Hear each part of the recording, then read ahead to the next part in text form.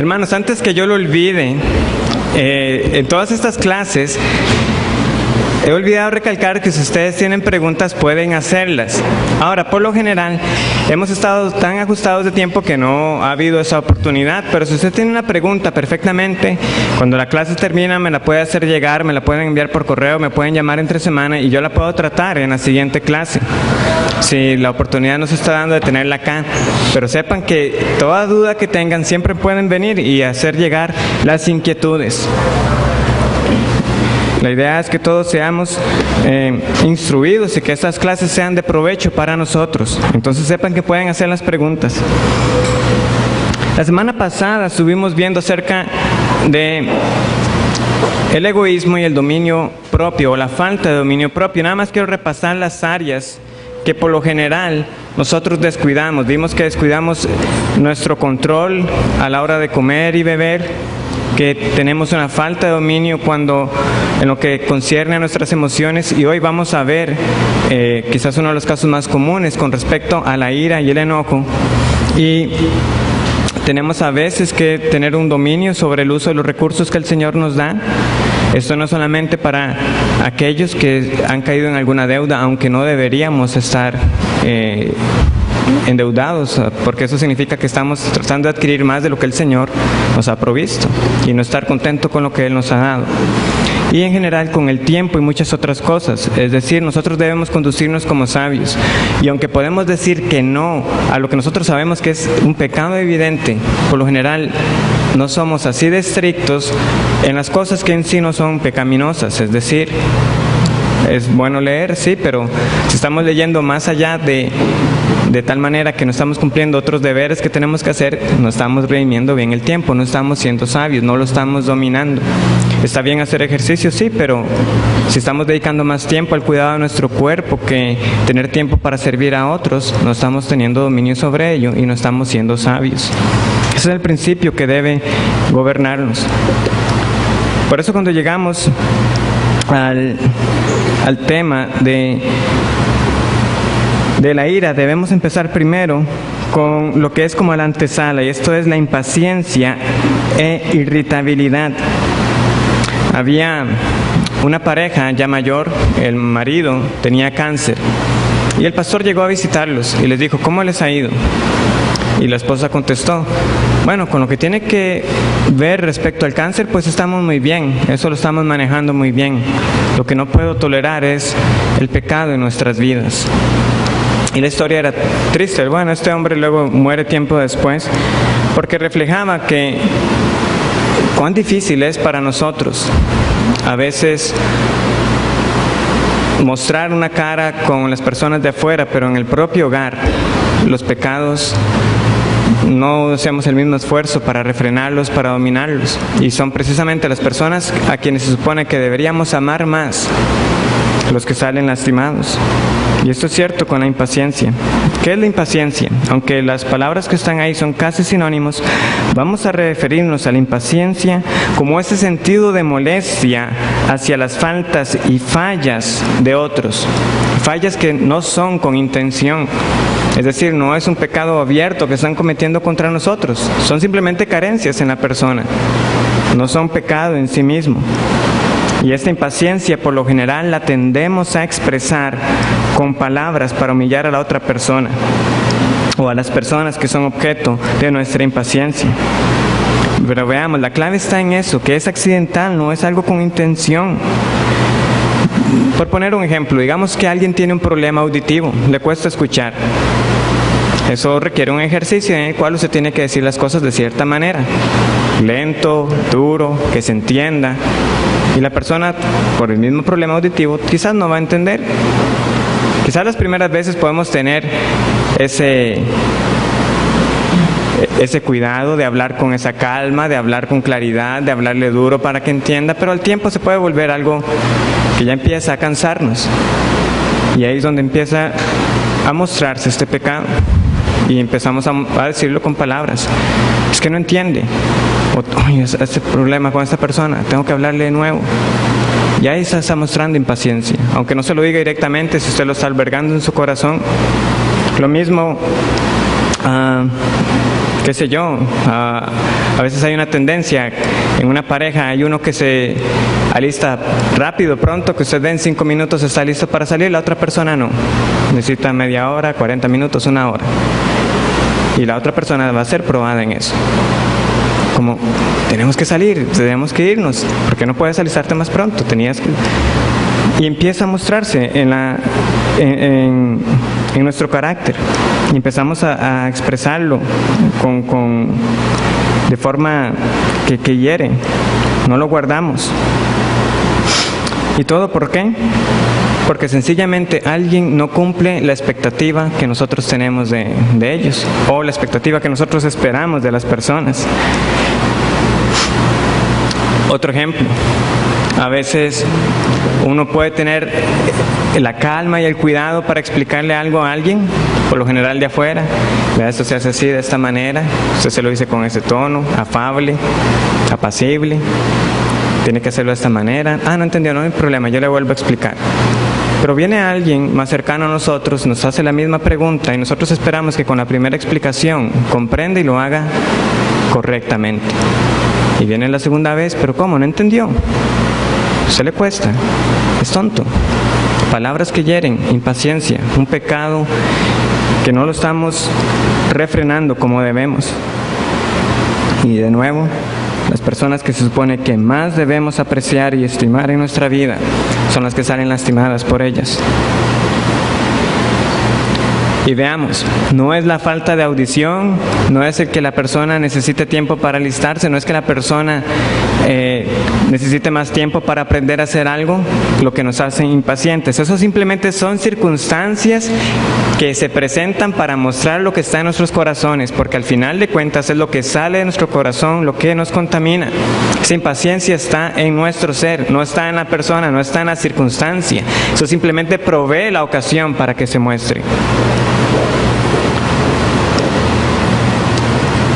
Entonces, debemos hacernos la pregunta, ¿cuáles son las circunstancias recurrentes en nuestra vida que nos impacientan? Y aquí debemos reconocer, todos nos impacientamos. Y ahorita vamos a llegar a eso de la irritabilidad, unos más que otros, pero todos tenemos que lidiar con esto de alguna u otra manera. Es simplemente cuestión de hacernos la pregunta, o es más de preguntarle a alguien que nos diga, vean, ¿en qué se muestra? ¿Cuáles son las circunstancias que usted ha notado que hacen que yo pierda los estribos, en que fácilmente me note tenso o molesto? Y este hermano, por amor, nos dirá, mira, yo he notado esto o lo otro. No con el fin de destruir tampoco, sino de edificar. Eso es parte del cuidado que debemos tener. Pero si nosotros estamos viendo a un hermano hundirse en este pecado y la impaciencia en situaciones puntuales, ¿cómo es que nosotros lo vamos a dejar ahí? Podemos hacernos otras preguntas de ejemplo. Por ejemplo, usted como padre está disciplinando a su hijo, usted tiene una expectativa de que él aprenda. Pero ¿cómo se puede ver que usted ya ha perdido la paciencia con este hijo cuando ya usted tiene que decirle, pero cuántas veces le he dicho a usted que recoja los zapatos, que limpie el cuarto, que su paciencia está siendo probada? O entre hermanos de la propia familia, que no pueden a veces estar ni cerca el uno del otro cuando ya están ellos también con un problema. Y esto prueba tanto a los padres como a los hermanos. Y sean que sus familiares sean creyentes o no, es usted el que está llamado, por temor al Señor, a conducirse de manera que sea de testimonio en su hogar. De nuevo, no es porque tenga familiares inconversos, eso es simplemente la ocasión que está probando lo que está en su corazón. ¿Cuáles son otras? ¿Es usted un conductor desesperado? ¿Las presas en este país le sacan de las casillas? ¿Se presta usted para los insultos? ¿Para no ser cortés a la hora de conducir? ¿Qué es lo que a nosotros nos prueba? ¿Las filas? ¿No soporta las filas? ¿Ve una fila? Mejor vuelvo otro día, yo no puedo estar acá. ¿Qué es lo que a nosotros nos está probando? Pensamos que no nos están atendiendo con la rapidez que deberían atendernos, y ya cuando nos atienden, entonces decimos las palabras, bueno, ya era hora. ¿Qué es? ¿Qué es en nuestras vidas? enfatizado el contexto del hogar o esta área a veces al estar fuera también, pero no se limita. Reconozcamos la impaciencia como pecado y arrepintámonos de esta. Ahora, ¿cómo podemos combatir la impaciencia, la irritabilidad y, como veremos en general, el pecado de la ira y todas sus consecuencias? La respuesta está en el fruto del Espíritu. Debemos cultivarlo, y una vez más viene a ser la esperanza de nosotros, que todo aquel que está en el Señor tiene el Espíritu Santo y por tanto tiene el fruto de Él y puede cultivar estas virtudes. Y la raíz de todas ellas es el amor, como vamos a ver más adelante. Pero veamos que en esa lista también tenemos más detalles. ¿Por qué? Porque el fruto del Espíritu es amor, gozo, paz, paciencia. Paciencia. Y muchas veces lo hemos dicho, por lo general cuando leemos el término paciencia en la Escritura, este término se refiere a un resistir, a una perseverancia, al soportar las duras pruebas. Ese es el sentido por lo general, pero hay pasajes en la Escritura donde la paciencia se usa como esa virtud de ser condescendiente con los demás, el de saber llevar sus fallas, sus carencias, soportarlas. ¿Cómo lo sabemos? Bueno, 1 Corintios 13:4. Es el amor, que podemos resumirlo como la virtud del fruto del Espíritu Santo. Nos dice el versículo 4 que el amor es sufrido. En otras versiones vamos a leer que el amor es paciente. Es paciente. ¿Ama usted a alguien? Pues debe ser paciente para con esta persona. En eso se refleja el amor hacia él o hacia ella. Otros pasajes. Y ese pasaje está obviamente en el contexto de los dones y demás, aunque por lo general tiene siempre ese aura romántico, ¿verdad?, de 1 Corintios 13, pero eso está en el contexto de la iglesia. Pero lo tenemos en otras porciones todavía más claro. Busquemos Efesios capítulo 4.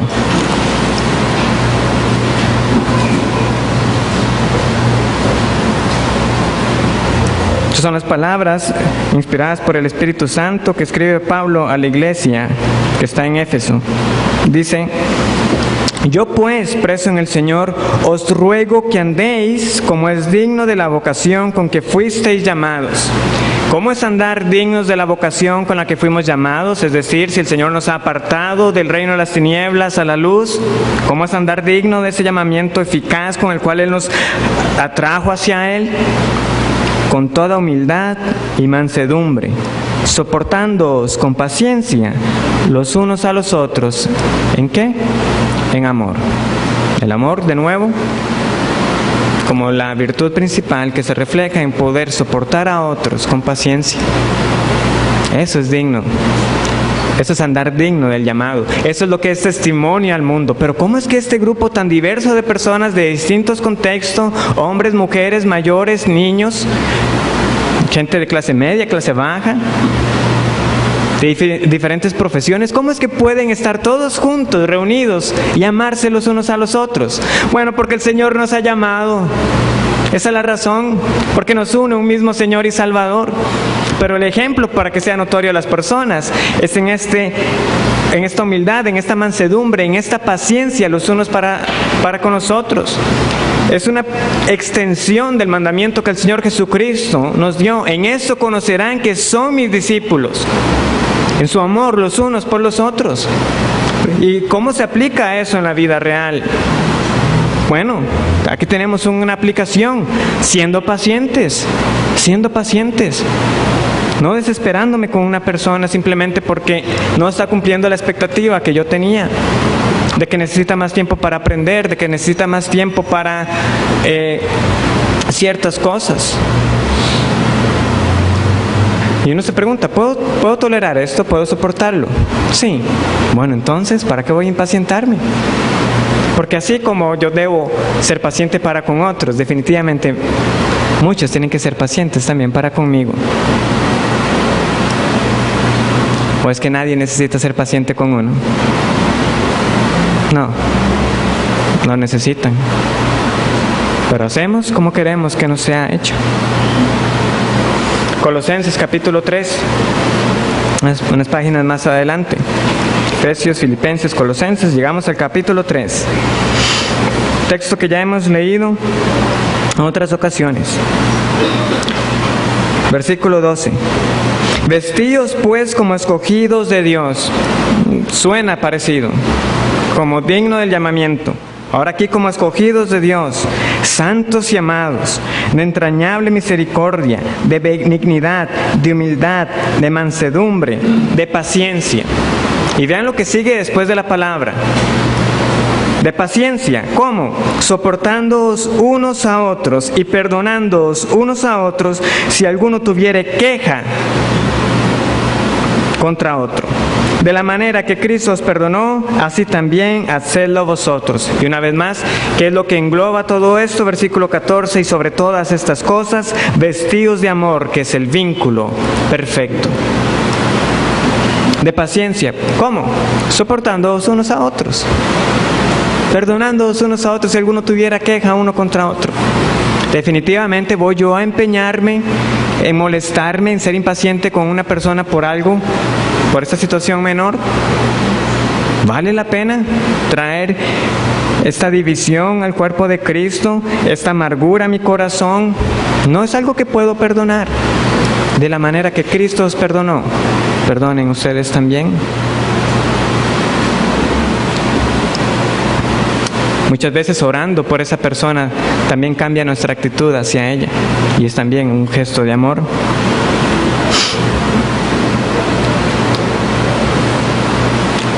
Entonces, ¿qué es la irritabilidad? Siendo convencidos de que todos en uno u otro momento somos impacientes, la irritabilidad es la frecuencia con la cual la impaciencia se da. Es decir, todos en algún punto somos impacientes, pero a unos nos va a pasar más a menudo que a otros y con mayor frecuencia. Eso es ser irritable. En otras palabras, ¿con cuánta facilidad nos volvemos impacientes ante la menor provocación?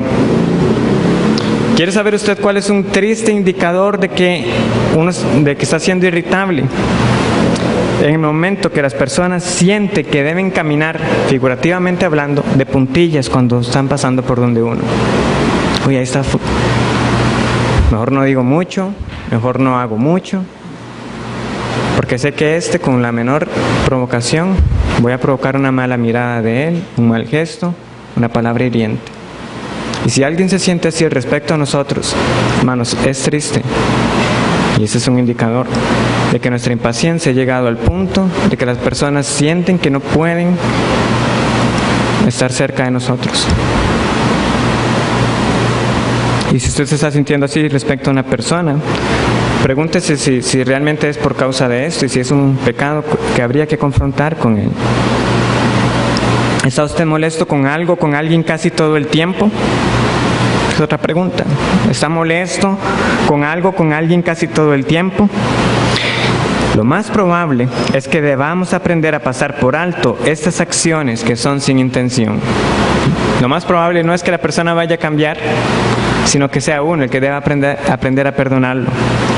Vamos a buscar Proverbios capítulo 19.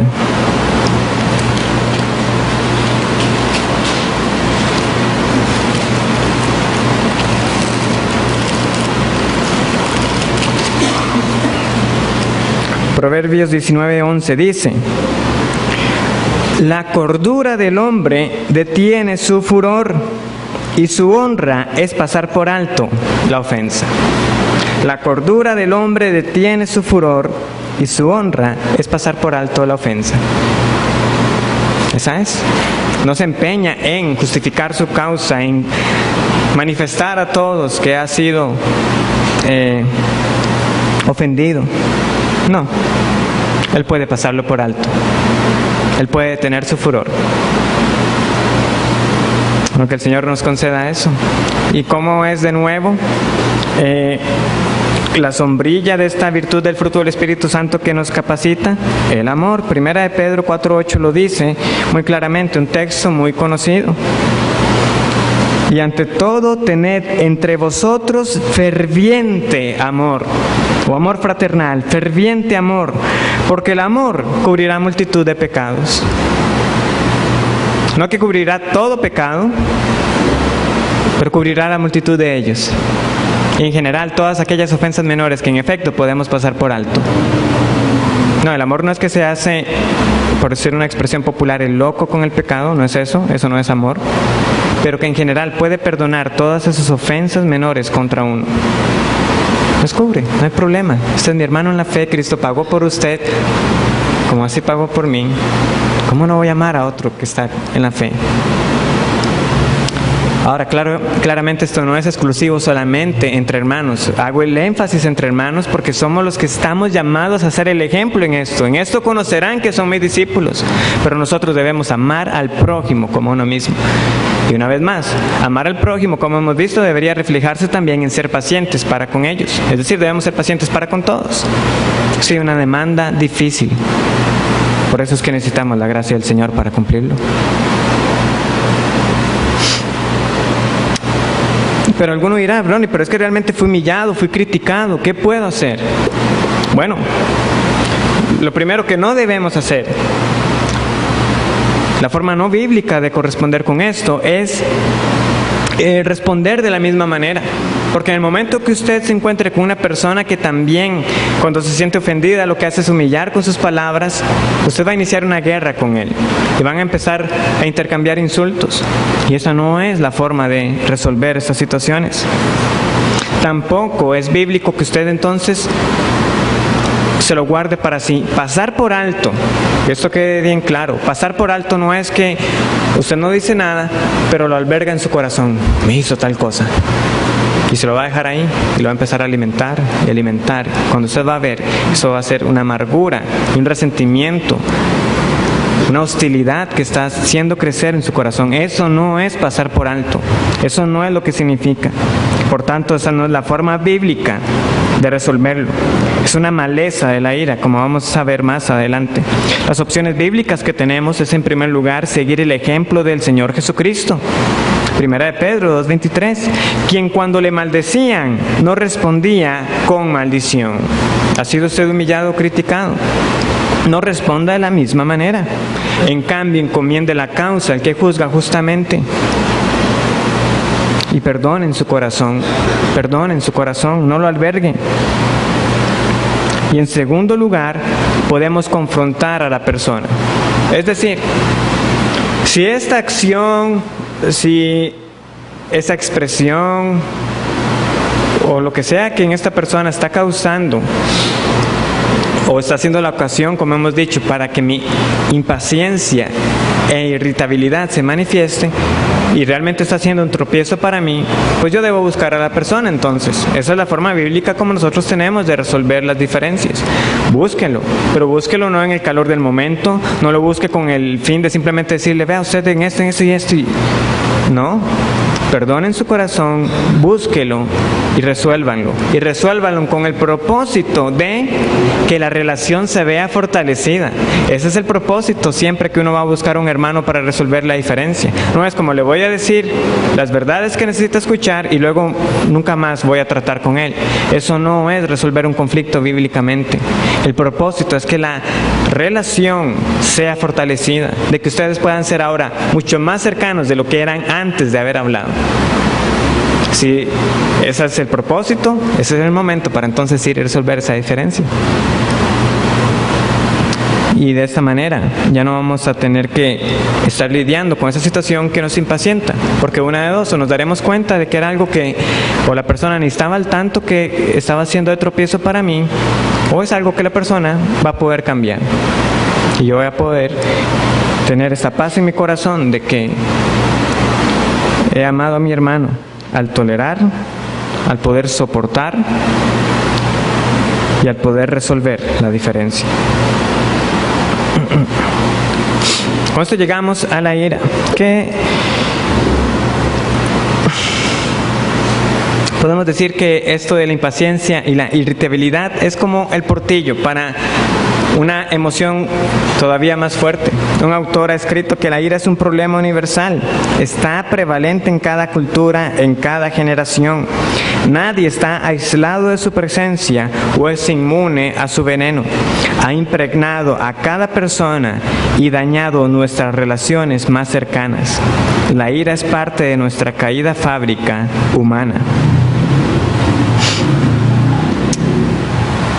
La ira en el género humano es distinta a la ira de Dios. Nosotros entendemos a la luz de la Biblia que Dios es un Dios airado. Él está airado contra el impío todos los días. Él es el Dios de venganza. Leíamos el miércoles en el Salmo 94. Es el Dios lento para la ira, no que nunca sea ira, es lento para ella, pero es un Dios de ira. O sea, queda claro bíblicamente de que es un atributo de Dios y que nosotros como criaturas de Él nos ha sido comunicado también esta emoción de la ira, pero como seres caídos no la manifestamos debidamente. Nuestra ira no es nunca como la ira de Dios, no obra la justicia de Él. Por eso, cuando hablamos de la ira, en nuestro caso, estamos hablando de una respuesta emocional acompañada por otras emociones pecaminosas, por palabras o acciones hirientes hacia aquellos que son objeto de nuestra ira. Es más vengativa por justificar nuestra causa que por justificar el nombre de Dios. ¿Hay una ira justa? Sí. Pero, y dice la Biblia que airaos, pero no pequéis. O sea, que es posible, Ronnie, que nos enojemos y que no pequemos. Sí, claro, es lo que está diciendo el texto. Pero la mayor parte del tiempo, nuestra ira no es ese tipo de ira, de esa ira justa que no peca. ¿Cómo podemos nosotros saber que nuestra ira es justa? Bueno, debe ser siempre, ahí está escrito, lo pueden ver, una respuesta al verdadero mal. Es decir, que la ley de Dios ha sido violada. O sea, es un enojo que viene a causa de que la ley de Dios está siendo traspasada y que el nombre de Él está siendo ofendido. No que yo soy siendo el objeto de que mi nombre, mi reputación. No, es porque el nombre de Dios es el que está siendo blasfemado. Y en segundo lugar, es una ira que está bajo control o que es dominada. Si usted no tiene control sobre esa emoción, si está haciendo un arrebato, es un enojo espontáneo, impulsivo, eso no es ira justa. Porque la ira que se debe manifestar justamente debe estar en consonancia con el resto del fruto del Espíritu Santo. Y parte del fruto es la templanza, el dominio propio. Entonces quiere decir que una ira justa debe manifestarse dominada. No está teniendo control sobre mí.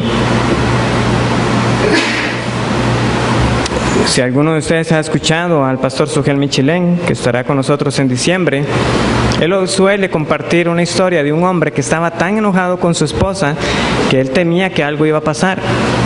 Y en eso él salió de la casa y se fue corriendo. Y el pastor se fue detrás de él. Y en lo que lo alcanzaba, apareció otra persona y saludó a este que supuestamente iba tan enojado.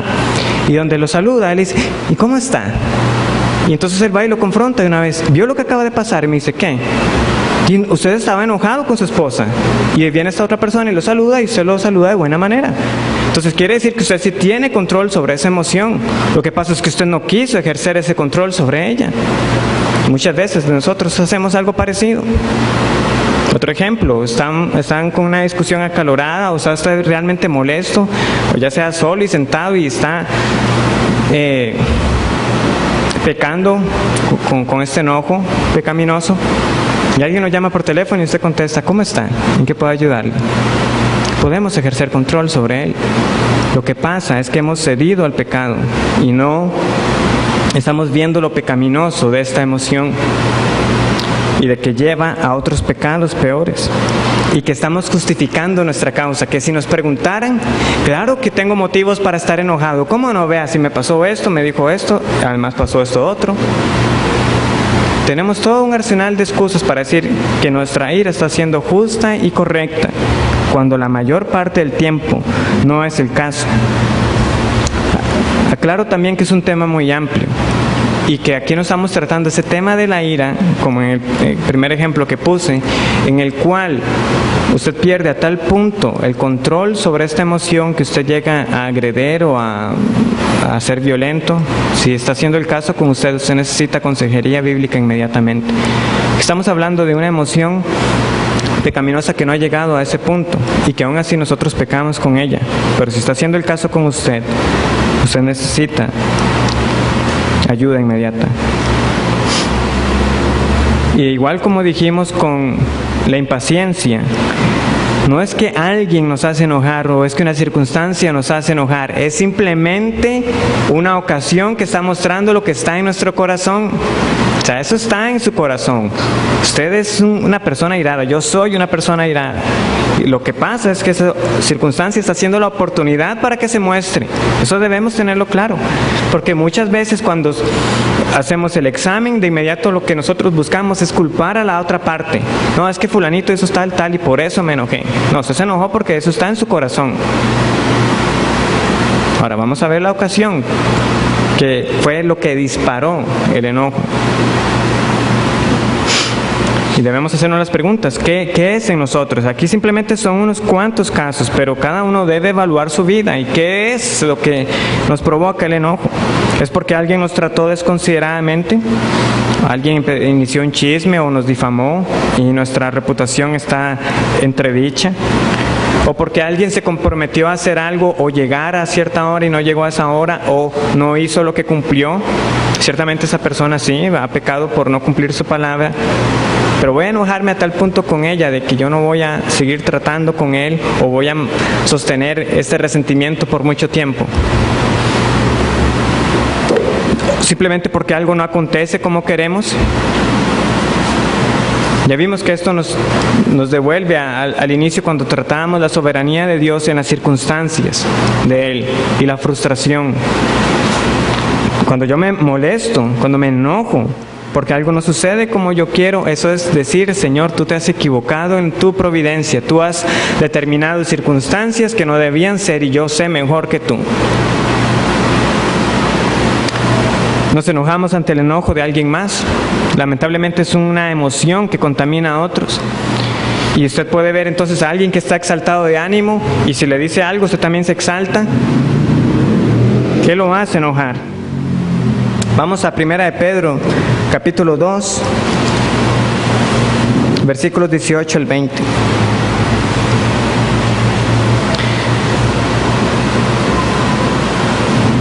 Pedro tiene unas palabras para los esclavos. Él les dice: criados, estad sujetos con todo respeto a vuestros amos. Y ahora vea lo que él dice: no solamente a los buenos y afables, sino también a los difíciles de soportar. Porque esto merece aprobación. Si alguno a causa de la conciencia delante de Dios sufre molestias padeciendo injustamente, pues qué gloria es si pecando sois abofeteados y lo soportáis. Mas si haciendo lo bueno sufrís y lo soportáis, esa es paciencia. Esto ciertamente es aprobado delante de Dios. Pero usted no se imagina el jefe que yo tengo. No, aún a los difíciles de soportar. Aquí no hay excusa, aquí nada justifica su enojo. Aquí hay un principio que debemos aplicar, que es más amplio, que no solamente la relación empleado-jefe. Vean lo que él dice más adelante, en el versículo 19, porque esto merece aprobación, si alguno a causa de la conciencia delante de Dios. Ese es el principio. Cuando usted está enojado, cuando yo esté enojado, estamos recordando en ese momento que estamos delante de Dios. Que nosotros vivimos corandeo, que nuestras vidas están presentes delante de Él, de que nuestras vidas están bajo su autoridad y que deben ser para la gloria de Él, que Él me está viendo, que Él está consciente de lo que yo estoy haciendo. Entonces, lo que debemos preguntarnos más bien cuando vienen estas circunstancias que están probando esta ira en nuestros corazones, debemos preguntarnos: Dios, ¿cómo quieres que yo responda ante esta afrenta? ¿Cómo puedo glorificarte en medio de ella? Ciertamente muchas veces cuando estamos acalorados, cuando estamos enojados, no es que nos sentamos y empezamos a hacer estas preguntas una por una como si se tratara de una lista. No, porque precisamente estamos perdiendo el control en ese momento. Yo creo que la mayor parte del tiempo esta primera reacción airada es difícil de controlar. La diferencia ¿se va a mantener en esa condición? Ahí es donde debemos hacer la pausa. Airaos, pero no pequéis. Pablo está reconociendo en esas palabras, no, usted se va a irar, pero hay que hacer una pausa. Hay que hacer una pausa. No continuar en ella. Y en ese momento entonces sí, nosotros, auxiliados por el Espíritu Santo, mostrar ese dominio. Caer en cuenta, no, un momento, ya me estoy enojando, estoy perdiendo el control. Señor, necesito tu gracia para controlarlo. Y no continuar en ella. Airaos, pero no pequéis, corte de raíz. Ayúdame para responder como uno que ha sido apartado del pecado. Porque ya sea que nosotros respondamos con un lenguaje hiriente o violento, o que digamos comentarios sarcásticos o despectivos, o que lo interioricemos y lo guardemos como un resentimiento, todo ello es pecado. Todo eso es pecado. Entonces, ¿cómo la manejamos? Bueno, en primer lugar debemos reconocer y admitir la pecaminosidad de nuestra ira. ¿Por qué nos airamos? Debemos hacer el examen. Siempre va a haber muchas razones, pero podemos trazar muchas de ellas al orgullo. Yo me consideraba superior y la situación vino a golpear este orgullo en mí. Fue porque se tocó un ídolo que estaba atesorando mi corazón. Viene esta circunstancia y prueba, no, yo tenía un ídolo respecto a esto y lo he atesorado. ¿Qué es? ¿Por qué fue que se disparó la ira? ¿Fue realmente una causa justa? Y ya vimos cuál es la única causa justa. El nombre de Dios ha sido violentado, su ley ha sido traspasada. Y aun cuando pecan contra nosotros, que alguno puede decir, sí, pero vea, lo que él hizo contra mí es pecado, y puede ser pecado. Y muchas veces de hecho será pecado. Pero ¿qué le está ofendiendo más? ¿Que el nombre de Dios haya sido ofendido o que usted haya sido el ofendido? Debemos cambiar nuestra actitud hacia la persona o personas cuyas acciones o palabras dispararon nuestro enojo. Ya leímos el pasaje de Colosenses 3:13, quiero leerles el de Efesios. Después de que en el versículo 26 Pablo ha dicho, airaos, pero no pequéis, ¿qué es lo que él dice en el versículo 32? Antes, sed benignos unos con otros, misericordiosos, perdonándoos unos a otros. Ahora, ¿como quién? Como Dios también os perdonó a vosotros en Cristo. Airaos, pero no pequéis. Pero antes que eso, antes que airarse y no pecar, que es muy difícil, mejor sean benignos los unos a los otros. Cambiemos nuestra disposición y actitud para con los demás.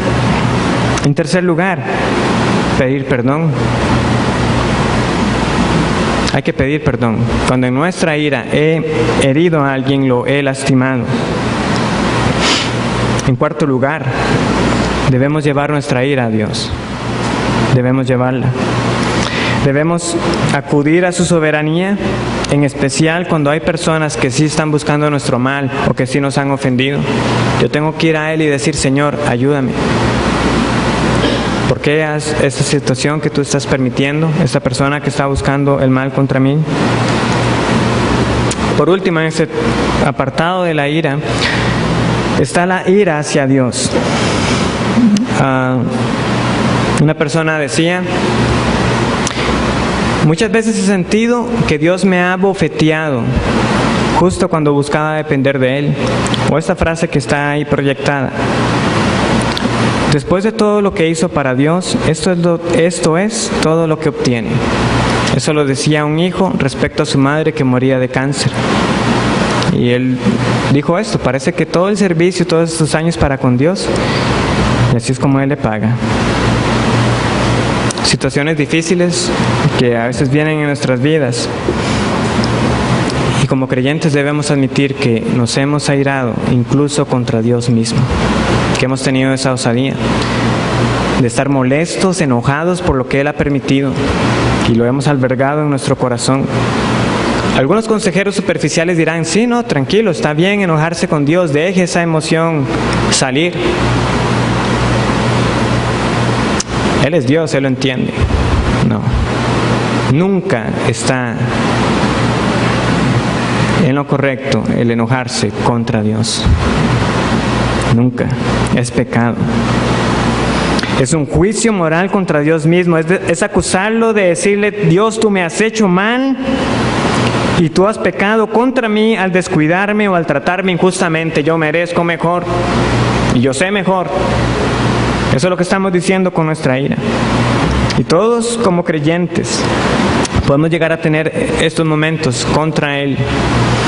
Y debemos reconocerlas y debemos pedir perdón. Pero es contradictorio. Pero sucede.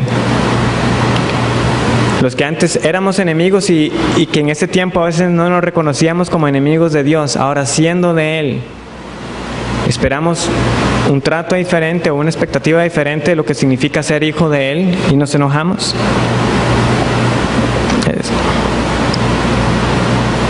¿Cómo podemos orar? Aquí hay una oración de ejemplo. Dios, sé que me amas y que muchas veces tus caminos son diferentes a los míos. Admito que estoy confundido porque no veo evidencia de tu amor hacia mí. Ayúdame por el poder de tu Espíritu para confiar en ti y no ceder a la tentación de estar enojado contra ti. Hay perdón. Y es un momento serio,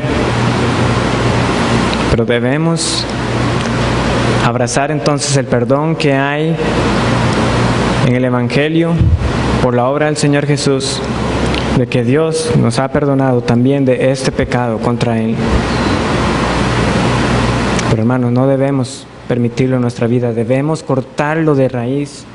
Esa expresión, no se ponga el sol sobre vuestro enojo, es corte de una vez. Como mucho, no se vaya a la cama con él, ampliándolo un poco, pero es eso, corte de una vez. Nos enojamos contra nuestros hermanos y nos enojamos contra Dios. Y a veces cuesta ver este pecado porque no lo vemos con claridad. Nos enfocamos en los males que nos suceden, nos enfocamos en la otra persona, buscamos justificar nuestra actitud y nuestra reacción. Así sea que sea ocasional o muy frecuente, que Dios nos ayude a tomar los pasos adecuados para tratarla. Vamos a avanzar a las malezas, a las consecuencias de la ira. Voy a apurar un poco el paso. Dice así el versículo 31 en Efesios. Ahí pueden ver las otras referencias. Vean lo que está cerca de la ira. Quítense de vosotros toda amargura, enojo, ira, gritería y maledicencia y toda malicia. La ira nunca tiene buenos compañeros, nunca está sola, y los compañeros que tienen son malos. A veces nos van a llevar a pecados más serios. Gritería, maledicencia, amargura, toda malicia. Ella nunca está sola. Por eso ese sentido de urgencia, de cortar de una vez. Rara vez nuestra ira va a obrar la justicia de Dios, Santiago 1:20. Tenemos entonces entre esta maleza, entre estas consecuencias de la ira, el resentimiento, la amargura, la enemistad, la hostilidad, el rencor y los conflictos. En primer lugar, este resentimiento. ¿Qué significa el resentimiento? Es una ira que ha sido guardada. Y sucede por lo general cuando la persona que ha sido ofendida no puede hacer nada al respecto. Como cuando usted es el empleado y el jefe le hace algo. Usted sabe que sencillamente no puede llegar y voy a ir a gritarle 4 a ese hombre, ahora sí, porque sabe que lo despiden. O sea, la razón, el pecado está, pero usted se lo guarda simplemente por un sentido de impotencia. Puede pasar entre los cónyuges también. Usted está enojado, pero no dice algo más porque sabe que va a traer problemas a su matrimonio y se lo guarda. Pero eso no está bien, ya vimos que no es la forma de tratar con él, eso es el resentimiento. Y siendo que no es manifiesta, que no se expresa abiertamente, es difícil de tratar porque uno puede seguir alimentando esa herida. Y nutriéndole, va a crecer al punto de ¿qué? De que se va a manifestar como amargura. La amargura es un resentimiento que ha crecido al punto en que ya es una animosidad, ya es una adversión, es algo que ya no se disipa fácilmente y puede seguir creciendo a tal punto de que ya uno va a tener una mala voluntad para con la persona. Y es una reacción frecuente cuando o nos han hecho mal o hemos percibido que nos han hecho un mal y no fue tratado a tiempo. Como no fue tratado a tiempo, la situación va a empeorar. Alguien dijo una vez, pasando con esto, bueno, yo lo he perdonado, pero no quiero tener nada más que ver con él. Eso no es el verdadero perdón. Eso es amargura, eso es fruto de la amargura. ¿Cómo sabemos nosotros que el verdadero perdón siempre resulta en una relación que ha sido restaurada y no en una adversión? Muy sencillo. ¿Cómo nos perdonó Dios a nosotros? ¿Acaso Dios dijo, bueno, mi hijo ha muerto por ustedes, yo los he perdonado, pero lejos de mi vista, no los quiero ver nunca más? Ese no es el perdón de Dios. El perdón de Dios es, yo los he perdonado, he dado a mi hijo en rescate por ustedes, para que ahora ustedes estén en la eternidad conmigo. Eso es una relación con Él. Eso es el perdón de Dios. Y cuando usted dice que ha perdonado, pero no quiere estar con esa persona y no quiere nada que ver con ella, eso no es perdón. Eso es amargura, eso es resentimiento, es fruto de la ira. Y de uno considerarse que ha sido ofendido y no estar dispuesto a perdonar. Siempre el perdón es una relación restaurada. ¿Por qué? Porque el perdón de Dios es una relación con su Hijo Jesucristo. Y esta amargura puede ocurrir tanto en la familia como en la iglesia. Pero debemos tratarla. Puede ser que la otra persona no haya visto la misma gravedad que yo vi en la situación que ocurrió, pero debemos tratarla. Enemistad y hostilidad básicamente son sinónimos. Esto significa cuando esta amargura ha llegado al punto en que ya es manifiesto. Usted lo ve en el rostro de la persona, lo ve en cómo se refiere a la persona. Uno dice, no, ahí hay algo. Eso ya es algo que ha crecido a ese punto. Y por lo general no se queda con uno solo, contamina a otros. No hay tiempo para explicar el pasaje de Hebreos que habla acerca de la raíz de amargura, que posiblemente se refiera más bien a una persona, pero el punto está claro, la amargura va a contaminar. Y es una advertencia seria, porque dice, no sea que dejen de alcanzar la gracia de Dios. Eso es serio. Rencor. Ahí están los pasajes.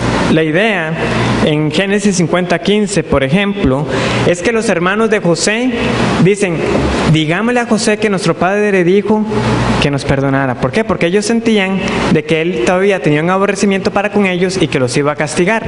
Y con justa razón. Y lo vendieron como esclavo. Y le mintieron a su padre, diría uno. Pero ellos pensaban que José tenía todavía ese rencor para con ellos. Y ese rencor era percibir de que José iba a atentar contra la vida de ellos. Que iba a atentar contra la vida de ellos. Ahora, en nuestro tiempo alguno dirá, Ronnie, no, yo de verdad nunca he hecho planes para matar a alguien.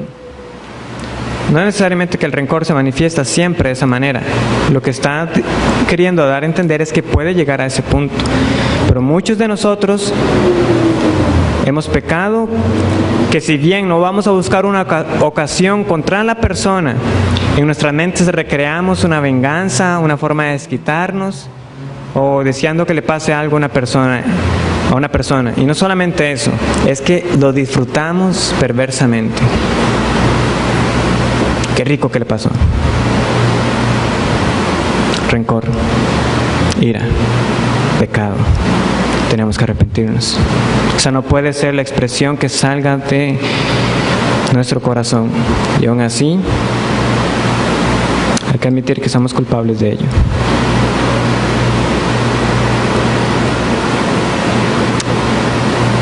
Primera de Corintios 13:5. El amor no guarda rencor. Romanos 12:19-21. No os venguéis vosotros mismos, sino encomendad la causa una vez más a Dios. Y en cambio ustedes amontonarán ascuas de fuego sobre sus cabezas.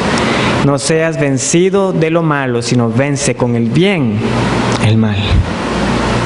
Hermanos, no cedamos. Por último, los conflictos, que ya es una rivalidad abierta. Ciertamente esto ya no es sutil, ya esto no es respetable, es un conflicto, ya es un problema. Pero nada más está para señalar que a veces nosotros con nuestras palabras lo fomentamos. Entonces, remedios contra la ira. ¿Qué podemos hacer? En primer lugar, una firme convicción de la soberanía de Dios. Una firme convicción. Recuerden los hermanos de José en Génesis 50:15. Ellos piensan de que él tiene algo contra ellos. ¿Cómo responde en cambio José? Vosotros pensasteis mal contra mí, mas Dios lo encaminó a bien. La soberanía de Dios, descansar en esa verdad, hizo que José pudiera perdonar a sus hermanos. Cuando yo descanso en la soberanía de Él, de que cada circunstancia ha sido ordenada por Él con un propósito, yo puedo entonces perdonar a la otra persona. Yo sé que esta circunstancia Dios la permitió para probar nuestros corazones y para que ahora más bien nuestra relación sea fortalecida y puedo perdonar. Y alguno puede decir, Ronnie, sí, pero es que ya José era vicepresidente de Egipto, tenía mucha plata, solo Faraón estaba encima de él y ya lo malo había pasado.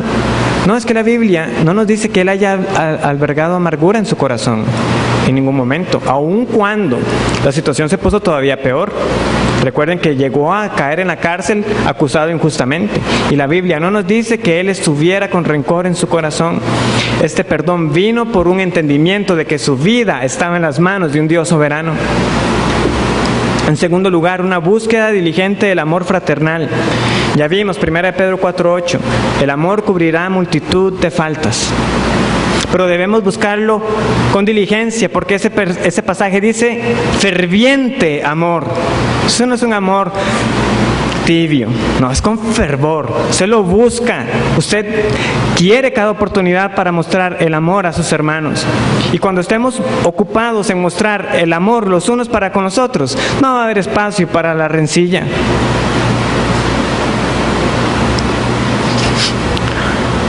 Y dice no registrar cada mal contra uno. Esa palabra no guarda rencor.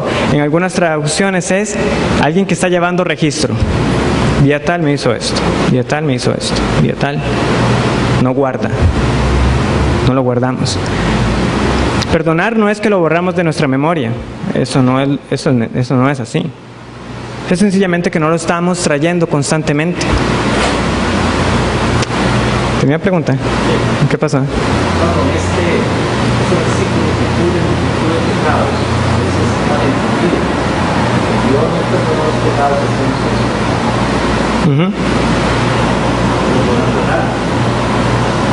Ese versículo que dice que cubre multitud de pecados. Como yo en la Iglesia Católica he enseñado que Dios nos perdonaba los pecados. Que Dios nos perdonaba. Sí, o sea, como ese versículo de Pedro dice que siendo esto, cubrimos multitud de pecados. En la Iglesia Católica se enseñaba que Dios nos perdonaba los pecados. Que yo puedo mostrar un perdón como el que Dios, o sea, como que, bueno, si no hermano, lo vemos ya al final, porque ya estamos a punto de terminar y lo tratamos de hoy en 15. Muy bien. Hermanos, y ya para finalizar, perdonar como Dios nos ha perdonado. Lamentablemente el tiempo se ha acabado. Ese texto es hermoso, pero es la parábola de los dos deudores. Hay uno al que se le deben 10,000 talentos y llega el rey y le dice, yo te lo voy a pagar todo. Eso es mentira, él jamás iba a pagar una deuda que le iba a tomar más de 200,000 años pagar. Y el rey le dice, te perdono. Y cuando él sale se encuentra con uno que le debe 100 denarios. Digamos que un cuatrimestre de trabajo. Y no lo perdona y lo envía a la cárcel. Esa parábola viene en respuesta a lo que Pedro preguntó. ¿Cuántas veces voy a perdonar a mi hermano? Hasta 7. Y el Señor con la parábola, aunque Él le da un número, la responde para ver de que no se trata de una cantidad, sino de la base del perdón. ¿Cuál es la base del perdón? Si hemos sido perdonados de una ofensa tan grande, porque nosotros somos los deudores de esos 10,000 talentos, ¿cómo no vamos a perdonar al hermano una ofensa tan menor? Es caer con una humildad que cae en cuenta de que yo soy el deudor, que no podía pagar mi deuda para con Dios y que Dios estuvo dispuesta a pagar lo que yo no podía pagar y Él dio a su Hijo Jesucristo para perdón de mis pecados. Y cuando yo tengo esa verdad en mi vida, cuando yo sé que todas mis faltas han sido pagadas y que yo me puedo presentar limpio delante del Padre, Yo puedo perdonar las ofensas menores de mis hermanos, porque en comparación de lo que Él me ha hecho a mí, lo que yo le hice a Dios es impagable. ¿Cómo no voy a perdonar lo que hizo mi hermano? Y ustedes lo han visto en los pasajes que hemos leído. Como Cristo os perdonó, como Dios os perdonó. Esa debe ser. Y así, que la única salida y remedio que nosotros tenemos, hermanos, para luchar contra la ira, contra la impaciencia, es que nosotros en realidad hayamos conocido el amor de Dios en nuestra vida. Lo conocemos solamente a través del Señor Jesucristo. Que el Señor les bendiga.